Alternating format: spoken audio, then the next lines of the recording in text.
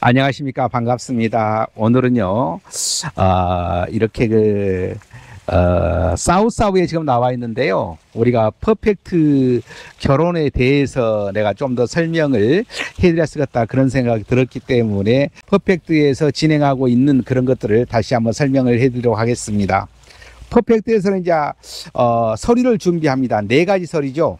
혼인관계증명, 범죄, 건강, 직업. 제일 먼저 이제 상담을 하게 되면 내가 물어보는 게 있어요. 혹시 여권 가지고 있습니까? 라고 물어봅니다. 여권이 없으면 안 되잖아요. 그래서 여권 가지고 여권부터 이제 제일 먼저 만드십시오라고 해요. 여권을 만들게 되면은 그 다음에 이제 건강검진을 이제 받으라고 말씀드리거든요. 그리고 여권은 이제 1년 이상 남으셔야 됩니다. 왜 그러냐면은 결혼을 만약에 진행하잖아요. 중간에 여권이 바뀌면 좀 불편한 점이 생기더라고요. 물론 6개월만 있어도 6개월 이상만 남아 있어도 공항에 들어오는 데 이상 없어요. 그러나 중간에 이제 이렇게 서류 진행하다 보면 1년이 지나버려요. 중간에 이제 여권을 만들라고 새로 바뀌게 되면은 그때는 좀 불편한 점이 생겨요. 그래서 이제 처음부터 한 1년 정도 남아있는 상태가 좋더라는 말씀을 드리고요. 그리고 이제 그렇게 여권을 준비를 했습니다. 그렇게 되면은 그 다음에 준비할 게 뭐냐면은요. 그 다음에는 건강검진입니다. 건강검진을 준비를 해야 돼요. 그래서 건강검진을 왜 준비를 하냐면 다른 서류들은 바로 당일에 이제 받을 수가 있는데 그렇지 않는 서류들은 이렇게 말하자면 여권도 그러고 그리고 이제 건강검진도 그러고 시간이 좀 걸려요. 건강검진은 빨리 한 경우는 한 이틀, 좀 늦게 하는 경우는 일주일 걸리는 경우도 있거든요. 그래서 이제 될 수 있으면 적은 병원에 가는 게 좋더라고 제가 말씀을 드립니다. 그것을요. 그래서 이제 처음에 이제 서류 준비해가지고 혼인관계증명, 범죄, 건강, 직업 이제 그 중에서 이제 건강검진까지 됐지 않습니까? 혼인관계증명은 이제 동사무소에 띄면 되는 거예요. 가서 띄면 되는 것이고요. 그리고 이제 범죄는 경찰서 민원실에 띄면 되는데 내가 만약에 전에 범죄가 있는 경우에는 시간이 좀 걸리더라고요. 그게 내가 범죄가 있다 그러면 시간이 상당히 걸려요. 바로 안 띄워줍니다. 이제 그런 것도 있어요. 그래 이제 직업증명은 뭐 회사에서 재직증명에서 띄면 되는 것이고 만약에 사업자는 사업자 등록증명은 이렇게 출력해가지고 보내주시면 되는 거고요. 그래서 이제 그 서류를 내가 이제 번역하는 곳으로 보내주십시오라고 이야기를 합니다. 그쪽으로 주소를 보내드린 거죠. 그때에게 100만 원을 입금합니다. 100만 원을 입금하고 들어오셔서 맞선을 보는데 맞선은 가끔 그런 게 있어요. 맞선은 몇 명이나 봅니까? 라고 말씀을 드려요. 하신 분들 계시죠. 맞선은 이제 계속 될 때까지 계속 보는 거예요. 어쩔 때는 뭐 60명, 70명까지도 볼 수가 있어요. 근데 이제 자기 마음에 든 사람이 없었을 때는 그렇게 보는 것이죠. 계속해서 맞선을 보는 것이니까 될 때까지요. 그래서 이제 마음에 든 사람이 있었을 때 거기서 이제 저 여자 정도는 괜찮겠다. 그렇게 하고 또 여자가 오케이 했었을 때 그때는 이제 결혼을 진행하는 것이죠. 그리고 이제 아까 이제 방금 전에 말씀드릴 때 서류가 준비가 됐어요. 그리고 이제 내가 주소를 보내드리면 이쪽으로 보내주십시오. 그러면 이제 우편물로 이제 보내주게 되지 않겠습니까? 우체국에 가서 그때에 보내고 나서 영수증을 저한테 보내주시면은 그 영수증을 카톡으로 보내주시면 그때 100만 원을 입금해 주시면 됩니다. 그때부터 이제 번역 공정이 들어가니까 그러는 것이죠. 그러고 나서 이제 신랑은 이제 항공권을 이제 끊어가지고 저한테 보내주시면 되는 거고요. 그래 준비는 다 끝나는 거예요. 그래서 이제 그 뒤로 이제 뭐 준비하십시오. 차근차근 준비할 수 있게끔 제가 알려드리죠. 그리고 나서 여기에 들어오셨어요. 그리고 이제 맞선을 본 다음에 진짜 마음에 든 여성이 있으면은 그때 계약하고 진행하는 것입니다라고 말씀드렸어요. 맞선을 봤는데 마음에 든 사람이 없으면 어쩔 수가 없는 것이죠. 근데 이제 맞선을 봤을 때 내가 50살인 나는 어떤 여자를 만날 수 있을까요? 이렇게 물어보신 분들 계시거든요. 그래서 그때는 제가 이런 말씀을 드립니다. 50에서 20 정도를 빼면 그 신부 나이다. 예를 들어서 50이면 30살, 30살 정도 된 여성이 나의 적정한 나이가 된다라고 이렇게 말씀을 드립니다. 그래서 이제 50에서 30살이잖아요. 30살 플러스 마이너스 2. 그러면 28부터 52살까지 이제 이렇게 맞선 봤을 때 선택하면 된다라고 이렇게 말씀을 드립니다. 물론 거기에 벗어난 신랑들도 있어요. 더 나이 차이가 적은 신랑들도 있습니다. 저는 그렇습니다. 나이 차이를 될 수 있으면 적게 하십시오라고 말씀을 드려요. 왜냐하면 지금까지 봤었을 때 나이가 될 수 있으면은 적은 사람이 잘 사니까 그런 말씀을 드린 거고요. 그리고 지금까지 평균 나이 차이가 19.8세라고 제가 말씀을 드리고 있죠. 나이 차이가 신랑하고 신부 나이 차이가 19.8세라고 제가 말씀을 드리죠. 그래서 이제 그렇게 이제 진행하는데 보통 19세, 20세를 벗어나지 마십시오라고 제가 말씀드립니다. 왜냐하면은 그게 영향이 있더란 말이에요. 지금까지 깨진 사람들 보면은 나이가 많은 사람들이, 나이 차이가 많은 사람들이 이렇게 상당히 어려워하는 경우가 있어요. 그래서 될 수 있으면은 나이 차이를 줄이십시오라고 말씀을 드립니다. 물론 나이 차이가 많이 난 사람은 잘 삽니다.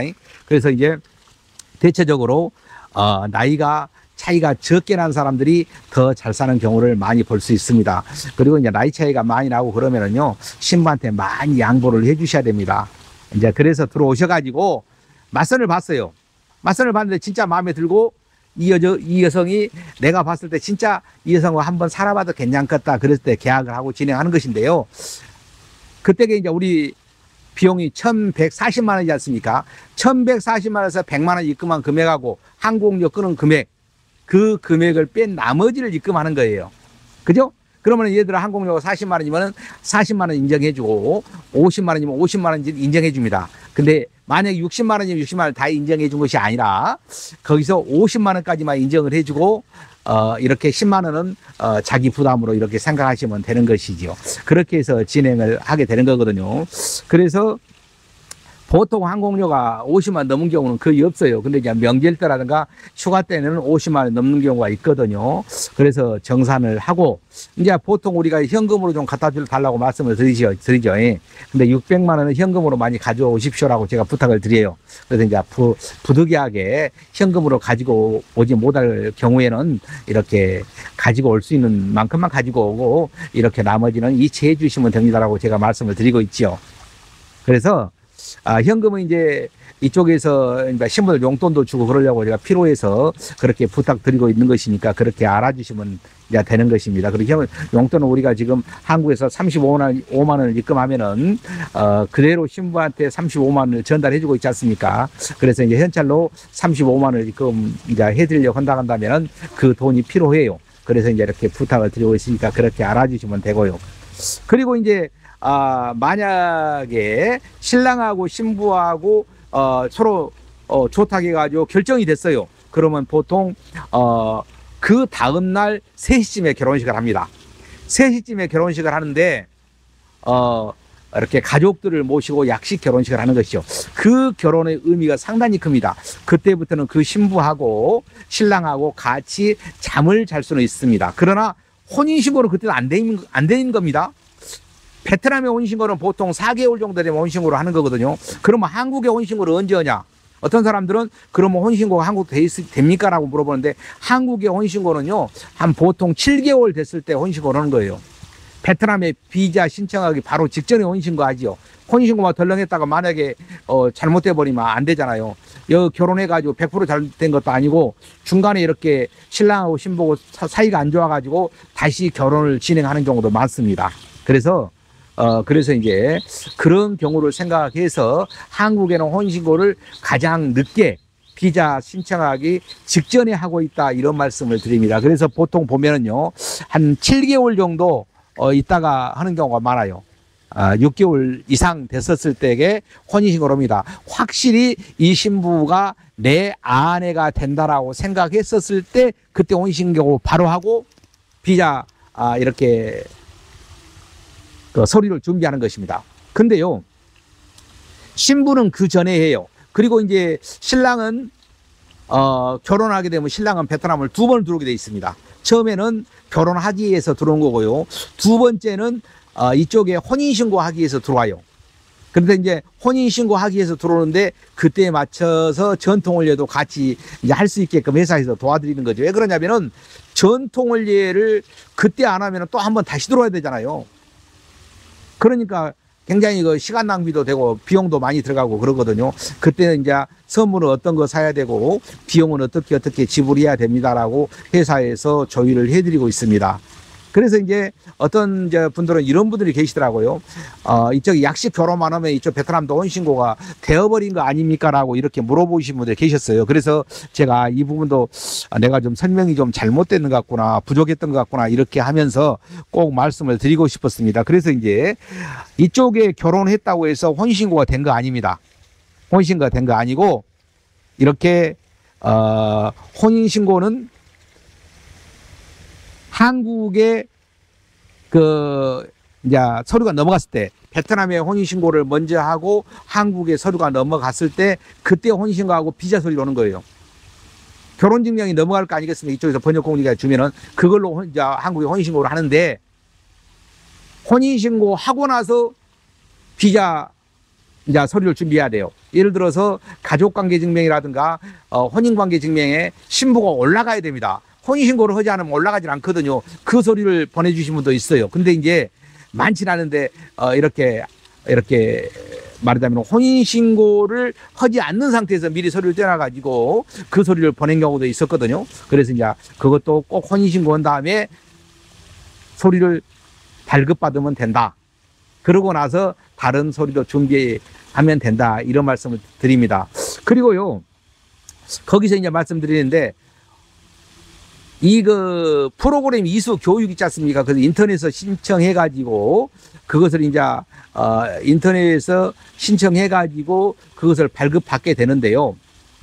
이 프로그램 이수, 말하자면 교육을 미리 신청해가지고 받으셔요. 그 6개월 안에 그걸 받으셔야만 됩니다. 그 교육을 안 받게 되면은요, 비자 신청할 때 비자 접수를 할 수가 없어요. 다른 서류는 부족하면은 이렇게, 첨부를 해 주십시오 하고, 뭐뭐 부족합니다 하고, 부족한 것을, 리스트를 이렇게 적어서 보내주는데, 프로그램 이수증이 없으면 접수를 받아주질 않습니다. 그래서 이제 그것도 꼭 참고해 주시라고 제가 말씀을 드리죠. 그래서 이제, 우리가 지금 100만원 맞선 여행이라고 타이틀을 걸고 하고 있지 않습니까? 근데 이제 100만원 맞선 여행이라 했었을 때 서류를 준비하는, 상태에서 말씀드린 겁니다. 서류가 준비 안 된 상태에서는 맞선 자체가 불가능하다.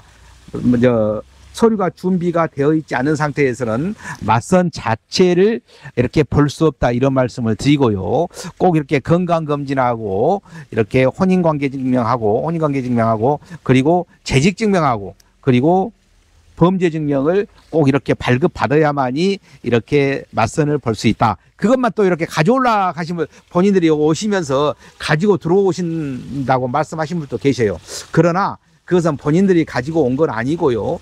우리가 이제 번역 공증 사무실로 보내드립니다. 보내주라고 합니다. 그러면 거기서 번역 공증해가지고 베트남으로 이메일로 보내고 원본은 또 우리 사무실로 보내주게 되는 것입니다. 그래서 이제 그걸 보관하게 되는 것이죠. 그래서 이제 그것을 가지고 이렇게,